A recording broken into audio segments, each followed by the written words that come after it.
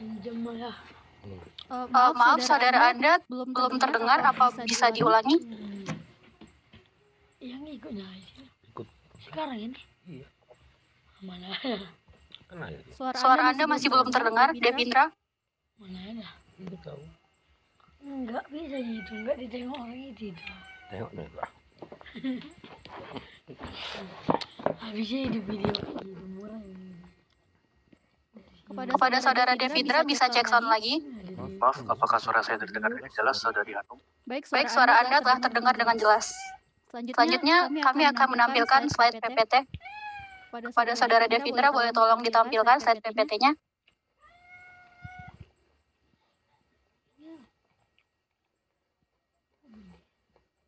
Mohon izin, apakah animasi PPT berjalan dengan lancar? Boleh di next slide lagi? Baik, slide PPT telah berjalan dengan lancar. Kami telah selesai melakukan persiapan. Kami bersiap untuk melakukan presentasi.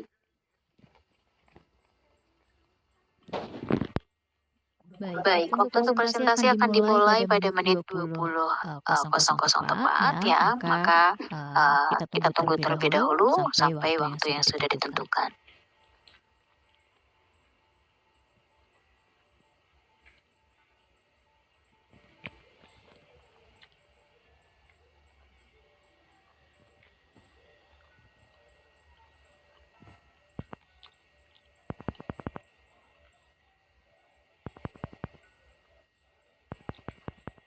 Siapkan sudah selesai. Selanjutnya, kami akan memberikan waktu 10 menit kepada kelompok 20 dari Universitas Brawijaya dengan Ketua Kelompok Selina Lovindri. Waktu 10 menit kami persilahkan.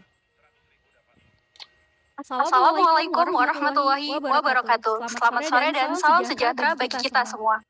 Seorang mantan Menteri Dalam Negeri Amerika Serikat, Gil Nathan, pernah mengatakan, inovasi dan inisiatif lokal dapat membantu kita lebih memahami bagaimana melindungi lingkungan kita. Kutipan ini menjadi acuan kami untuk ikut menciptakan sebuah inovasi guna untuk menjaga lingkungan. Dewasa ini, permasalahan sampah plastik kerap kali muncul diikuti dengan dampak-dampak merugikannya bagi lingkungan. Berdasarkan data Kementerian Lingkungan Hidup dan Kehutanan, pada tahun 2023, Indonesia menghasilkan sampah sebanyak 17,5 juta ton per tahun, yang mana peringkat kedua timbulan sampah tersebut merupakan sampah plastik sebanyak 18,6%. Padahal, plastik merupakan polimer hidrokarbon yang tidak dapat diuraikan oleh mikroorganisme dan memerlukan waktu ratusan tahun untuk dapat terurai. Penggunaan sampah plastik memiliki dampak besar terhadap lingkungan. Hewan, baik yang hidup di darat maupun di laut, dapat tercemar oleh plastik yang tidak sengaja termakan. Selain itu, plastik juga dapat merusak terumbu karang yang merupakan habitat penting bagi banyak spesies laut. Lebih jauh lagi, toksin dari plastik dapat terakumulasi dalam tubuh biota laut, menyebabkan dampak negatif yang lebih luas dalam ekosistem laut. Menurut dana Reksa Research Institution, penggunaan plastik sebagai kemasan di Indonesia relatif lebih tinggi dibandingkan penggunaannya secara global, yaitu sebesar 34,88%. Sensus yang dilakukan oleh Badan Riset Urusan Sungai Nusantara mencatat bahwa terdapat 25.733 sampah plastik di sungai-sungai di Indonesia. Sampah plastik ini terdiri dari berbagai kemasan saset, termasuk kemasan makanan, produk rumah tangga, dan lainnya. Angka ini menekankan pentingnya penanganan sampah plastik karena meningkatnya konsumsi plastik berpotensi menambah beban lingkungan dan memperparah masalah pencemaran plastik. Oleh karena itu, salah satu upaya pengurangan sampah plastik yang dapat dilakukan adalah menggantinya dengan kemasan yang lebih ramah lingkungan. Contohnya adalah edible film. Berangkat dari permasalahan ini, kami dengan bangga menghadirkan inovasi formulasi flavonoid dari ekstrak teh hijau sebagai antibakteri pada edible film berbasis kulit kentang. Tim ini diketuai oleh Selina Lovindri dan beranggotakan Stefanus Prasasta Laksmana, Laili Putri Agustin, Devindra Ahmad Tirta Pandu, Hanum Salsa Manurung, dan berada di bawah bimbingan Profesor Dr. Widya Dwi Rukmi Putri, STP MP. Apa itu edible film? Edible film merupakan suatu lapisan tipis yang terbuat dari material yang aman dikonsumsi dan berperan dalam melindungi produk pangan dari kerusakan mekanis, fisik, kimia, dan aktivitas mikrobiologi. Edible film bersifat renewable, yaitu berasal dari sumber yang terbarukan, dan biodegradable, yaitu dapat dihancurkan secara alami. Lalu, mengapa kulit kentang? Menurut studi literatur yang kami lakukan, limbah kulit kentang memiliki kandungan pati dan polisakarida non-pati. Selain itu, kulit kentang merupakan salah satu limbah hasil produksi yang memiliki ketersediaan tinggi dan mengandung nilai gizi. Hal ini menjadikan limbah kulit kentang berpotensi untuk diolah lebih lanjut. Salah satu pemanfaatan limbah kulit kentang adalah dengan diolah menjadi tepung kulit kentang sebagai bahan baku dalam pembuatan edible film. Inovasi ini tidak hanya akan memberikan nilai tambah pada limbah yang sebelumnya tidak dimanfaatkan, tetapi juga dapat menghasilkan solusi yang lebih berkelanjutan dan ramah lingkungan. Lalu, mengapa teh hijau? Teh hijau memiliki sifat antibakteri karena memiliki senyawa flavonoid. Sifat antibakteri ini disebabkan oleh adanya gugus hidroksil yang terdapat pada flavonoid. Hal tersebut menjadikan teh hijau berpotensi sebagai antibakteri dalam edible film berbasis kulit kentang. Tujuan dari penelitian ini adalah untuk mendapatkan formulasi terbaik ekstrak teh hijau sebagai antibakteri pada edible film berbasis kulit kentang. Selanjutnya, untuk menganalisis karakteristik edible film berbasis tepung kulit kentang dengan penambahan ekstrak daun teh hijau. Luaran yang diharapkan dari penelitian ini meliputi laporan kemajuan penelitian, hak paten, kemudian artikel ilmiah yang akan dipublikasikan di jurnal nasional, yaitu Jurnal Teknologi Pertanian dengan akreditasi Sinta 2. Kemudian ada laporan akhir penelitian yang saat ini sudah mencapai persentase 65%. Kemudian ada akun media sosial, saat ini telah mencapai 360 followers dan like terbanyak mencapai 74 like. Kemudian telah mengupload 3 kali konten dengan AdSense. Berikut merupakan lampiran persentase tahapan kegiatan dan luaran dengan total persentase 100% yang telah kami lakukan. Berikut merupakan tahapan-tahapan yang telah kami lakukan selama penelitian, meliputi pembuatan tepung kulit kentang, ekstraksi teh hijau, pembuatan edible film, serta uji karakteristik dan sifat antibakteri edible film. Penelitian ini diawali dengan pembuatan tepung kulit kentang. Pada pembuatan tepung kulit kentang, diawali dengan pengupasan kulit kentang yang dicuci hingga bersih, lalu dikeringkan menggunakan cabai dryer pada suhu 60 derajat Celcius. Kemudian kulit kentang yang telah kering dihaluskan menggunakan blender dan diayak menggunakan ayakan ukuran 100 mesh hingga dihasilkan tepung kulit kentang dengan tekstur yang halus. Pembuatan penelitian ini kami juga menambahkan ekstrak daun teh hijau pada pembuatan edible film. Ekstraksi daun teh hijau dilakukan menggunakan teknik macerasi dengan penggunaan pelarut aquades. Tahapan ini dilakukan dengan menghaluskan daun teh hijau kering menggunakan blender, lalu macerasi selama 3 kali 24 jam. Hasil macerasi dipisahkan dari residunya menggunakan kertas saring. Hasil penyaringan dievaporasi menggunakan rotary evaporator, hingga akhirnya dihasilkan ekstrak daun teh hijau yang kental. Tahapan berikutnya yang telah kami lakukan adalah pembuatan edible film. Kami memformulasikan 4 variabel ekstrak teh hijau pada pembuatan edible film, yaitu penambahan 10%, 15%, dan 20%, serta kontrol tanpa penambahan ekstrak. Pembuatan edible film diawali dengan pencampuran bahan pembuat edible film berupa tepung kulit kentang, tepung konjak, gliserol, ekstrak daun teh hijau, dan aquades. Lalu dimungkinkan menggunakan hot plate stirrer. Kemudian dimasukkan ke dalam wadah silikon dan dikeringkan dengan dehydrator, sehingga dihasilkan edible film yang elastis dan tidak memiliki rasa. Pada penelitian ini, tahap pengujian edible film yang kami lakukan meliputi uji karakteristik berupa pengukuran ketebalan, daya serap air, dan uji kuat tarik serta elongasi pada edible film. Kami juga melakukan uji aktivitas antibakteri dari edible film, meliputi menggunakan bakteri E. coli dan S. aureus. Berikut merupakan hasil uji kadar flavonoid yang telah kami buat, yakni sebesar 2065,3 ppm. Berikut ini merupakan data hasil uji yang telah kami lakukan. Berdasarkan hasil uji analisis sidik ragam ANOVA pada edible film terhadap ketebalan, kuat tarik, elongasi, dan daya serap air, didapatkan hasil tidak berpengaruh nyata dengan p-value di atas 0,05.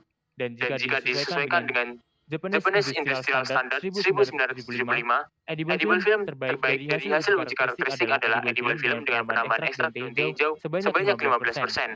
Namun, untuk uji aktivitas antibakteri belum menemukan formulasi terbaik, sehingga masih perlu dilakukan penelitian lebih lanjut. Berikut ini merupakan rencana tahapan selanjutnya yang akan kami lakukan ke depannya, meliputi pembuatan edible film dan uji coba edible film serta dengan sifat antibakteri pada makanan, submit artikel ilmiah pada Jurnal Teknologi Pertanian dengan terakreditasi Sinta 2 dan penyelesaian laporan akhir. Berikut merupakan dokumentasi kegiatan kami selama melakukan penelitian.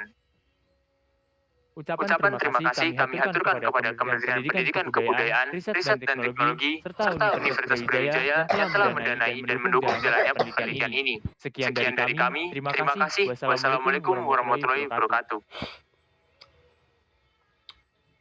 Baik, presentasinya selesai ya? Ya, silakan Pak Edi. Oh iya, saya dulu ya, Gunung kita ya. Ya, selamat ya. Wah, ini tim terakhir ya dari Universitas Brawijaya. Ini mengembangkan juga dari bahan alam nih ya. Jadi film dan memanfaatkan tepung dari kulit kentang ya, yang biasanya dibuang itu ya. Betul, Pak. Jadi ya itu ya, di filmnya itu ya. Betul, Pak. Sudah jadi. Dan sudah dikarakterisasi gitu ya. Dan tapi goalnya tadi kan sebenarnya kan ingin memberikan nilai tambah, yaitu sebagai antibakteri gitu ya. Betul, Bapak. Sayangnya tadi sifat antibakterinya masih belum nampak signifikan ya. Betul, Bapak. Itu gimana tuh sebabnya apa? Atau mungkin ada kan hipotesisnya dia antibakteri gitu. Ya, tapi ini ternyata kok kurang gitu. Itu kira-kira kenapa ya? Betul. Baik, Bapak, terima kasih atas pertanyaannya. Izinkan kami menjawab.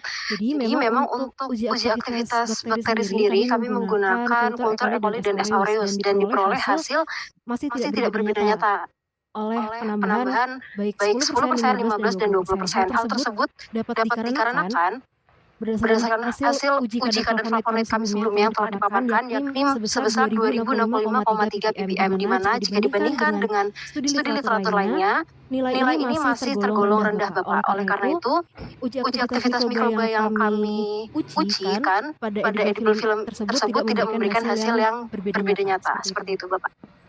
Atau mungkin terus gimana? Apakah nanti mau dipromosikan terus atau harus ada sesuatu yang baru lagi gitu dari ini gitu? Mungkin kepaknya dipertahankan, tapi nanti apa namanya yang ekstraknya ini yang diganti misalnya, atau gimana? Untuk inovasi ke depan, karena ini kan tujuannya bagus ya. Jadi buat jadi film sekaligus aja mencegah terjadinya pembusukan ya pada makanan gitu ya. Baik, Bapak. Jadi untuk kedepannya memang kami berencana untuk tetap mempertahankan menggunakan flavonoid dari teh hijau. Solusi dari tim kami sendiri untuk mengatasi rendahnya kadar flavonoid tersebut bisa dengan mengganti teh hijau, grade-nya kami tingkatkan, ataupun nanti pada formulasi edible filmnya kami tingkatkan penambahan konsentrasi flavonoid tersebut, Bapak. Kalau teh hijaunya itu dari mana, terus kemudian prosesnya gimana itu ya? Persentase mana sih? Dari pucuk teh misalnya gitu, atau dari daun-daun yang sudah tidak digunakan gitu, atau gimana? Baik, sebenarnya terima kasih atas pertanyaannya, Bapak. Untuk daun teh hijau yang kami gunakan ini kami ambil dari online shop, sehingga dan yang kami dapatkan dari online shop tersebut berupa batang dan terdapat daun-daun teh hijau seperti itu, Pak. Jadi untuk bagian daun atau bagian tanaman dari teh hijau yang secara spesifik seperti kuncup ataupun yang lain kami belum tahu, Bapak. Itu tadi ya, kadar flavonoidnya diukur. Betul, Bapak. Kami ukur. Diukur sebagai apa itu? Biasanya kalau ukur flavonoid kan sebagai quercetin atau apa gitu. Sebagai standarnya itu loh. Karena kalau di teh hijau kan dia memang kebanyakan dia turunan galat dia itu ya, IgG misalnya gitu ya, epigalotokatekin misalnya gitu, atau apa misalnya itu. Kan dia kandungannya kan ya itu mungkin quercetin mungkin dikit gitu. Oh baik, Bapak, izinkan kami menjawab. Jadi untuk uji sendiri kami ajukan pengujian di laboratorium menggunakan spektro, dan untuk standar yang kami ajukan sendiri pengujiannya itu total flavonoid, Bapak. Jadi tidak ada spesifik. Ya, tapi kan di laboratorium itu menggunakan standar apa? Misalnya quercetin misalnya itu, atau kinesein atau apa gitu ya. Itu mungkin juga berpengaruh. Kalau di KLT sendiri melakukan nggak ya? KLT mungkin kalau di KLT kita bisa tahu juga tuh flavonoidnya itu kalau di reaksi warna misalnya itu bisa kelihatan tuh double tipisnya gitu ya. Ya mungkin juga kadarnya juga mungkin kurang optimal, kurang banyak mungkin karena kualitas tehnya itu sendiri gitu ya. Betul, Bapak. Jadi kualitas tehnya, jadi mungkin juga di mitigasi juga itu tehnya harus bagaimana. Mungkin kalau untuk riset ini memang sebenarnya teh itu disiapkan sendiri gitu ya, dari teh segar itu diproses sendiri. Nanti mungkin akan lebih mantap kalau dari kita tuh kadang-kadang kita nggak tahu ya kualitas aslinya seperti apa. Ya dari saya segitu, Bu Novita, terima kasih. Terima kasih, mohon izin. Selamat ya semuanya. Terima kasih, Bapak. Oke, mohon izin, Prof. Teman-teman Mbak Selin dan tim, selamat ya sudah mendapatkan pendanaan. Kemudian ini kelompok terakhir yang sudah luar biasa ya, menyampaikan hasil presentasinya masih fresh semua ini wajahnya ya. Oke, jadi sudah diklarifikasi oleh Pak Edi terkait hasil penelitian teman-teman. Ini sangat luar biasa sekali ya, karena memang mengganti plastik ya, mereplace. Jadi kita sedang darurat sampah.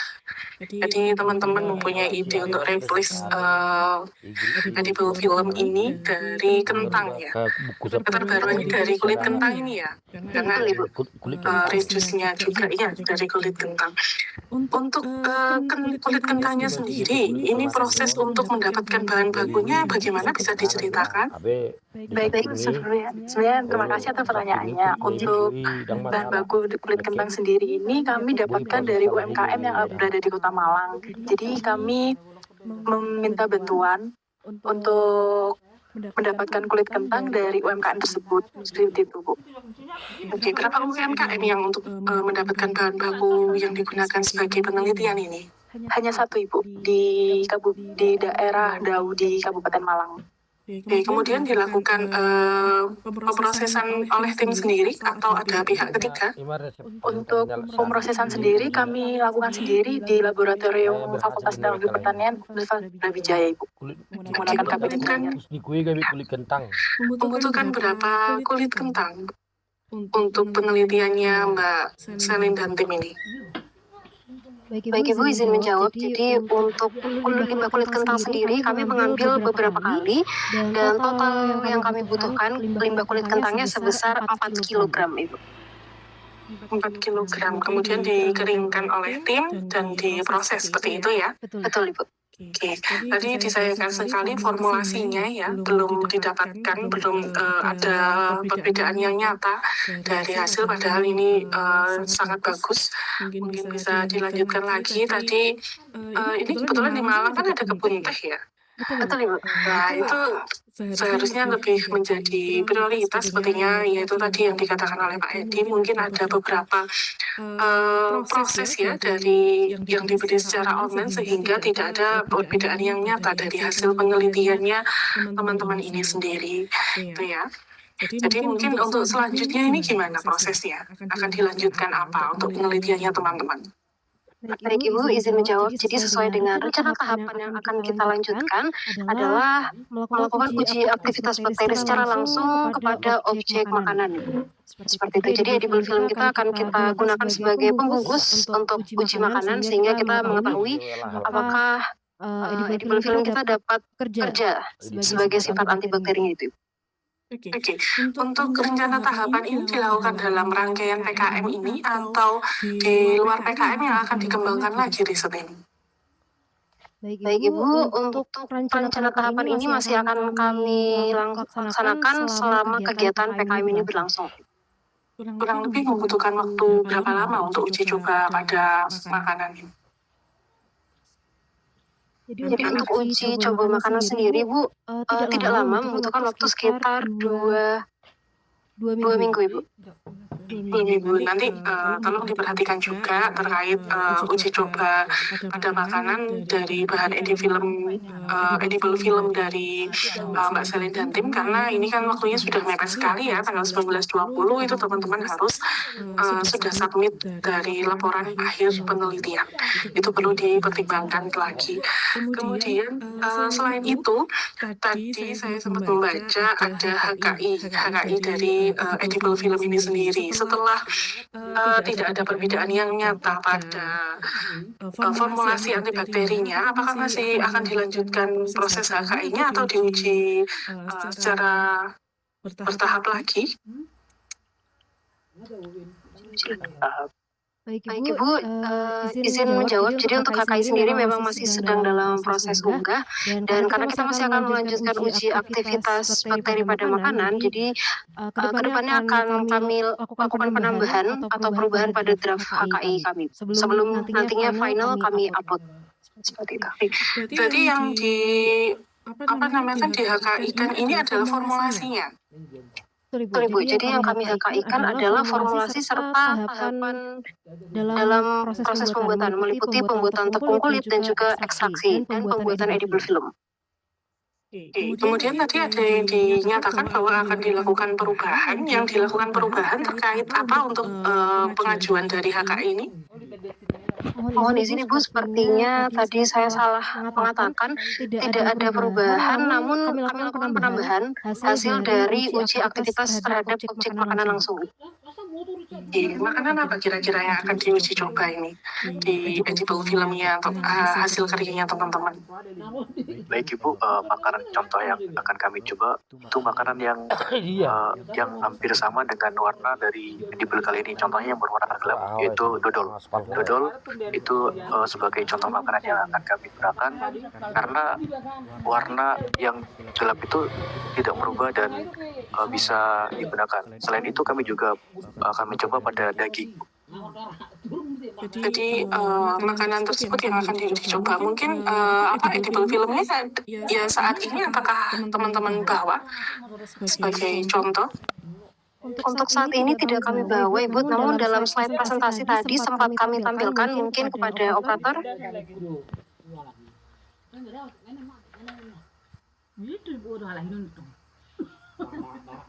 Ya, di bagian poin D tersebut adalah hasil dari pembuatan edible film kami, Ibu.